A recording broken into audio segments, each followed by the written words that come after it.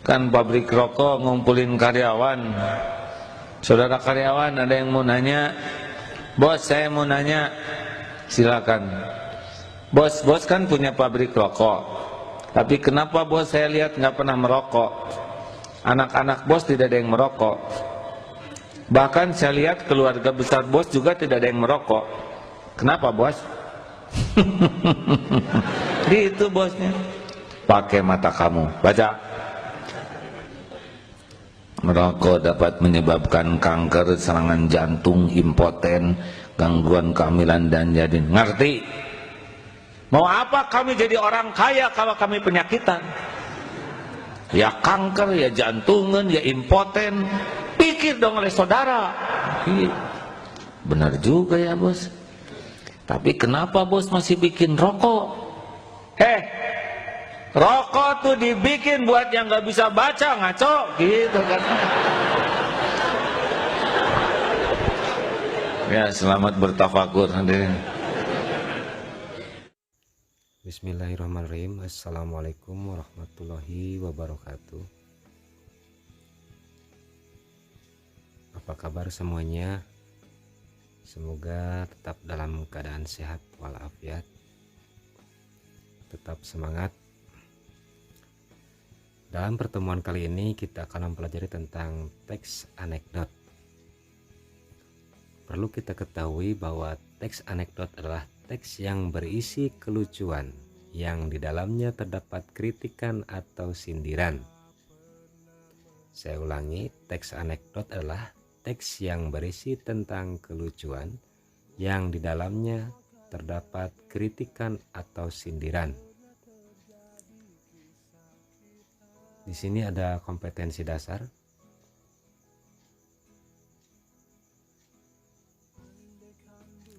Materi ini bersumber dari buku mata pelajaran Bahasa Indonesia kelas 10 yang dikeluarkan oleh Kemendikbud ya.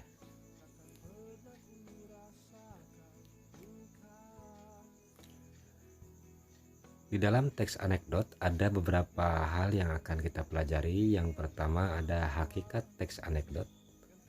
Kemudian ada anekdot dan humor. Kemudian yang ketiga ada struktur teks anekdot. Yang keempat penyajian teks anekdot. Yang kelima ciri kebahasaan teks anekdot.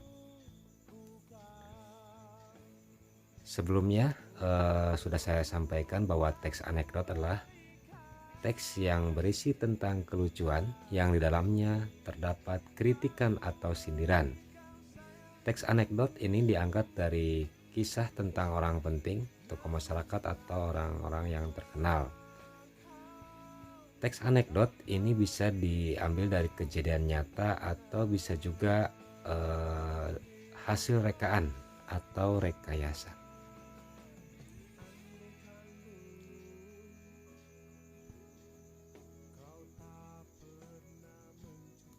Ada juga anekdot yang berasal dari bukan dari kisah nyata.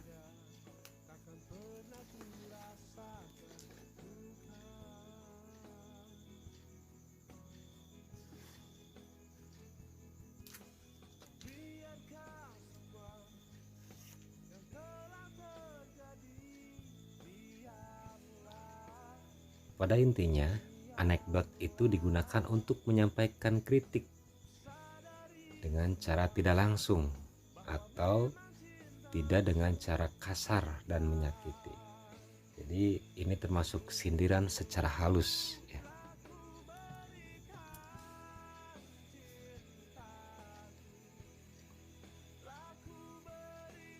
Kritik dalam anekdot ini berbentuk sindiran, tidak disampaikan secara langsung.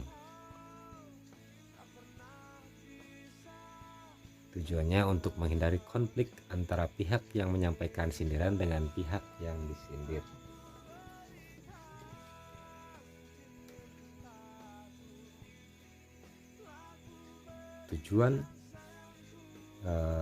Tujuannya adalah pesan dan kritik yang ingin disampaikan dapat diterima oleh pihak yang dikritik tanpa menimbulkan ketersinggungan.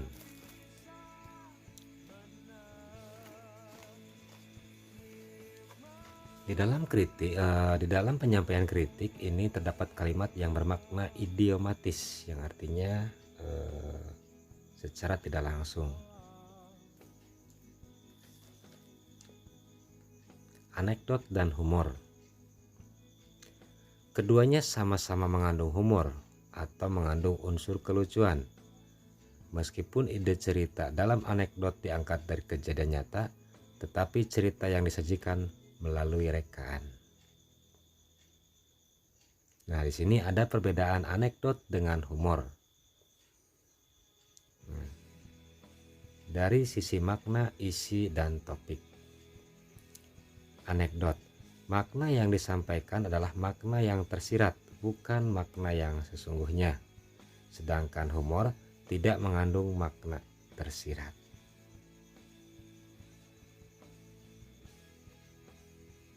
Kemudian dari segi isi, anekdot mengandung sindiran terhadap seseorang atau kelompok masyarakat tertentu.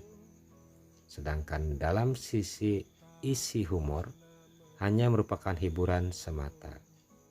Kemudian di bagian topik, anekdot itu bertopik hal yang berhubungan dengan kepentingan halayak ramai.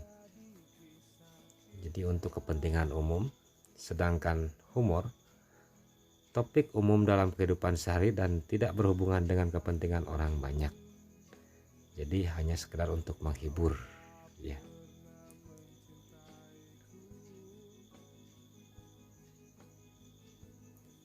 Struktur teks anekdot itu abstraksi atau pendahuluan, latar belakang teks, gambaran umum isi. Kemudian orientasi, yaitu penyebab timbulnya krisis, kemudian terjadinya suatu krisis, konflik, atau peristiwa utama.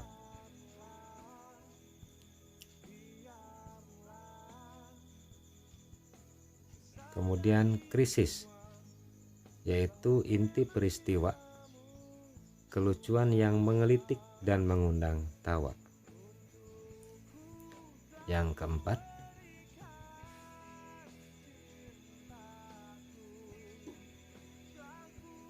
keempat adalah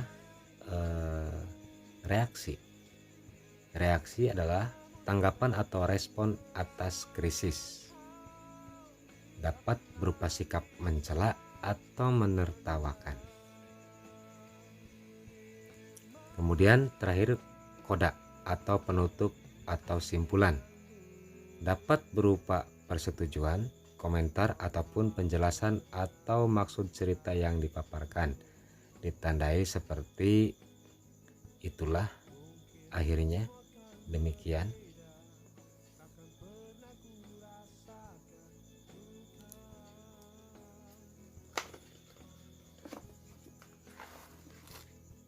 Inilah kelima unsur teks anekdot yang perlu kita ingat. Analisis struktur teks anekdot.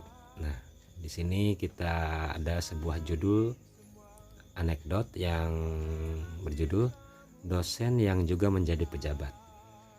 Bagian abstraksi. Di kantin sebuah universitas, Udin dan Tono, dua orang mahasiswa, sedang berbincang-bincang. Orientasinya, Tono, saya heran, dosen ilmu politik kalau mengajar selalu duduk, tidak pernah mau berdiri. Udin, begitu saja diperhatikan sih, Ton.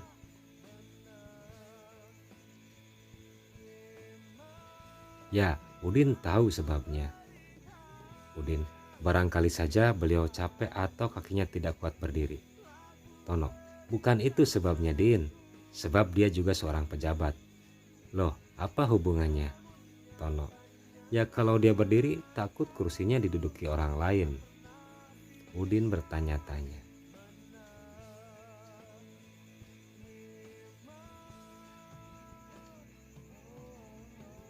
Kalau dia berdiri takut kursinya diduduki orang lain. Reaksinya, Udin bertanya-tanya.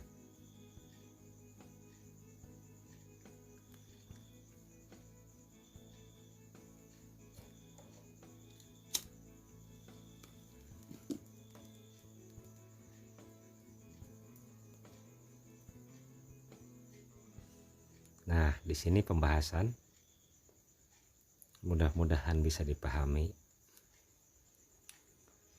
Masalah yang dibahas dalam judul dosen yang juga menjadi pejabat. Kita analisis. Masalah yang dibahasnya adalah dosen yang merangkap jadi penjabat. Dosen yang merangkap jadi pejabat. Unsur humornya. Kalimat penutup anekdot sebagai jawaban mengapa sang dosen tidak pernah mau berdiri dari tempat duduknya. Ternyata karena kalau dia berdiri takut kursinya diduduki oleh orang lain. Apakah sudah paham? Artinya, di dalam makna idiomatis atau makna yang bukan sebenarnya, kursi adalah jabatan. Takut kursinya diduduki orang lain, artinya takut jabatannya diambil alih orang lain. Makna yang tersirat yang disampaikan, kritikan pada para pejabat yang takut kehilangan jabatannya atau tidak mau diganti oleh orang lain atau pejabat baru. Alasan dimasukkan sebagai teks anekdot, selain mengandung humor juga mengandung sebuah kritikan.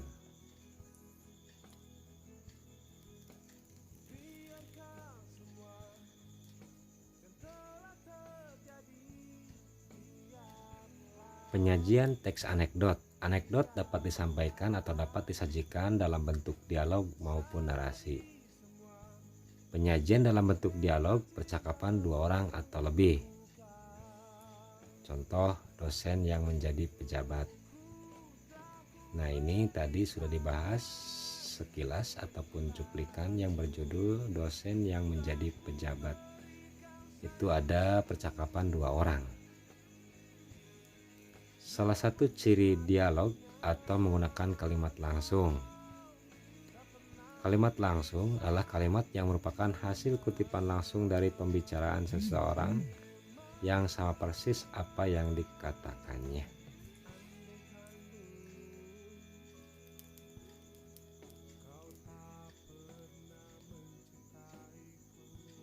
Ciri-ciri kalimat langsung diawali dan diakhiri dengan tanda petik 2. Huruf awal setelah tanda petik ditulis dengan huruf kapital.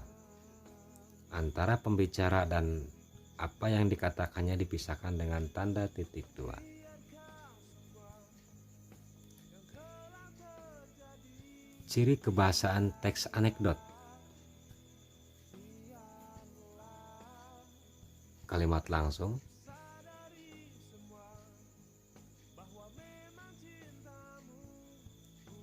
kemudian kalimat retoris, artinya kalimat pertanyaan yang tidak membutuhkan jawaban. Jadi seseorang yang bertanya itu sudah mengetahui jawabannya. Contohnya, apakah Anda ingin sukses? Nah, jawabannya pasti ingin. Itu adalah sebuah kalimat retoris, pertanyaan yang tidak memerlukan jawaban. Kemudian konjungsi temporal, yaitu menyatakan hubungan waktu. Kata kerja aksi menyatakan perbuatan fisik seperti menulis, membaca, berjalan. Kemudian kalimat perintah atau disebut juga sebagai imperatif yang ditandai dengan tanda seru. Kemudian kalimat seru atau disebut juga interjeksi, kalimat yang mengungkapkan ekspresi perasaan. Wah, oh, wow, astaga, aduh, dan lain sebagainya.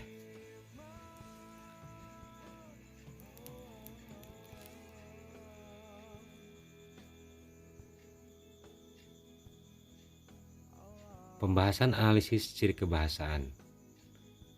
Dialog. Tono. Bukan itu sebabnya, Din. Sebab dia juga seorang pejabat. Loh, apa hubungannya? Tono. Nah, di sini diberikan tanda baca titik 2. Ya, kalau dia berdiri takut kursinya diduduki oleh orang lain. Kalimat retoris. Apakah benar? Teriak jaksa bahwa Anda menerima $5.000 untuk berkompromi dalam kasus ini.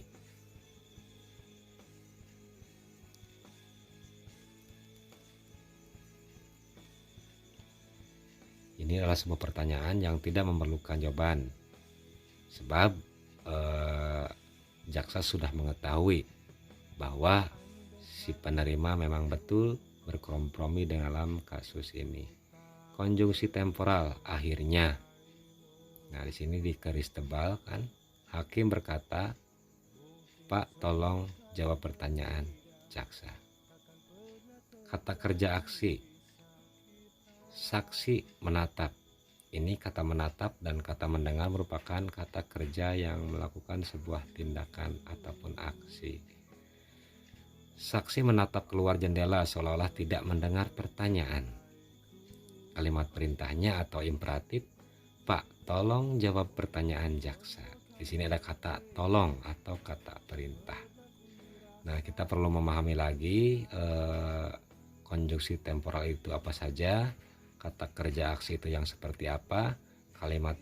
Diulangi bahwa kalimat perintah adalah kalimat imperatif yang isinya tentang suruhan melakukan sebuah tindakan atau perbuatan. Kemudian di sini ada kalimat seru. Sebelumnya sudah dijelaskan bahwa kalimat seru itu kalimat yang biasanya diakhiri tanda baca seru. Di sini ada kata "oh". Ya, itu menunjukkan sebuah kalimat seru.